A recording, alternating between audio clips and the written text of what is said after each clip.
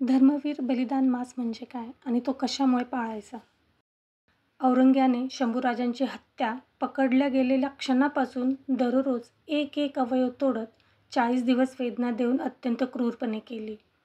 तो संपूर्ण महिना आपण कुठल्याही एका सुखाचा त्याग महाराजांसाठी करायचा असतो व सुतकाचा महिना पाळायचा असतो, म्हणजेच धर्मवीर बलिदान मास.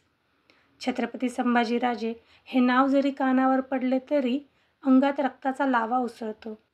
मनात प्रेरणा आणि अंगात शौर्याचा भाता मजबूत होतो. दोनों पैर कटे शंभू के धैर्य मार्ग से हटा नहीं, हात कटे तो क्या हुआ सत्कर्म कभी छूटा नहीं. बलिदान मास कशासाठी पाळला पाहिजे? मित्रांनो, आता बलिदान मास सुरू होतोय. येत्या फाल्गुन शुद्ध प्रतिपदा ते फाल्गुन अमावस्या म्हणजे 28 फेब्रुवारी ते 29 मार्चपर्यंत आहे. हा संपूर्ण महिना आपण धर्मवीर छत्रपती संभाजी महाराजांना श्रद्धांजली अर्पण करतो. हिंदू धर्मासाठी बलिदान देणाऱ्या अनेक वंदनीय व्यक्ती या हिंदुस्थानात होऊन गेल्या, परंतु या सर्वांचे बलिदान आणि छत्रपती संभाजी राजांचे बलिदान यात जमीन आणि आकाशा इतकेच अंतर आहे. यापैकी कित्येक फासावर गेले, काहींनी बंदुकीच्या गोळ्या झेलल्या तर काहींनी वार अंगावर घेतले. या सर्वांनी धर्मासाठी आपल्या प्राणांची आहुती देताना ज्या यातना सोसल्या त्या क्षणिक किंवा काही तासांच्या होत्या, परंतु अटक केलेल्या क्षणापासून ते मरेपर्यंत छत्रपती संभाजी महाराजांनी ज्या यातना सहन केल्या त्याची कल्पना आपण करू शकत नाही. त्यांचे बलिदान हे सामान्य नाही. संभाजी महाराजांचे बलिदान हे अगदी 100% धर्मासाठी झालेले आहे. इस्लाम या मौत या प्रश्नात राजांनी इस्लाम असे उत्तर दिले असते तर शिवछत्रपतींनी जीवाचे रान करून उभे केलेले हिंदवी स्वराज्य त्या क्षणीच संपले असते.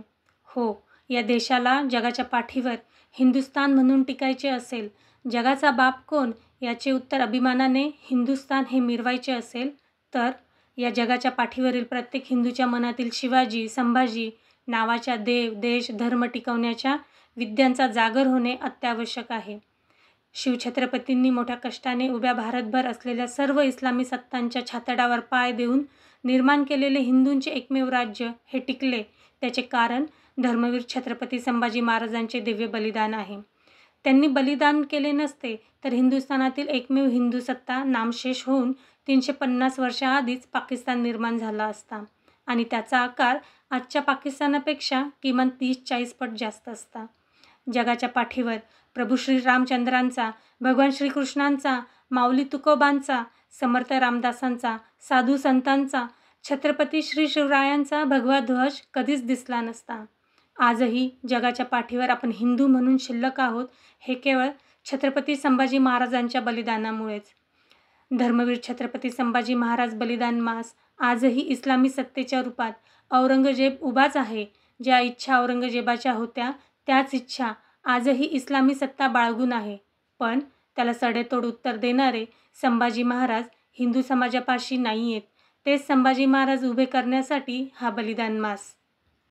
शंभूराजांना 40 दिवस ज्या काही वेदना झाल्या याची जाणीव आपणास व्हावी म्हणून आपण प्रिय असणाऱ्या वस्तूंचा, पदार्थांचा त्याग करा. उदाहरणार्थ चहा, कॉफी, गोड पदार्थ, पायात पादत्राणे न घालणे, गादीवर न झोपणे किंवा ज्याच्यामुळे सुख मिळेल अशा पदार्थाचा किंवा वस्तूचा त्याग. संपूर्ण महिना शुभकार्य शक्यतो टाळा. हा संपूर्ण महिना सुतक पाळायचं. गल्लीत, चौकात, घरात महाराजांचा फोटो ठेवून त्यासमोर 1 महिना अखंड तेलाचा दिवा तेवत ठेवायचा.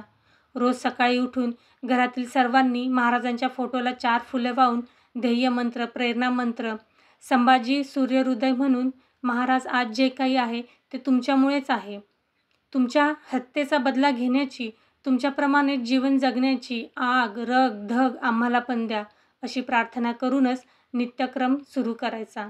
शेवटच्या दिवशी पूर्ण उपवास करून महाराजांना वैयक्तिक आणि सामाजिक पातळीवर श्रद्धांजली वाहायची.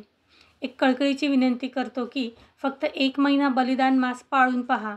त्या महिन्यात दररोज क्षणाक्षणाला येणारी छत्रपती संभाजी महाराजांच्या बलिदानाची आठवण तुमच्या काळजात जो जाळ उत्पन्न करून जाईल त्याला तोड नसेल. तो जाळ स्वतः अनुभवा. महाराजांचं बलिदान 1 महिना स्वतः जगून पहा. कळेल त्यांनी किती कष्ट घेतले आपल्यासाठी, आपल्या हिंदू धर्मासाठी.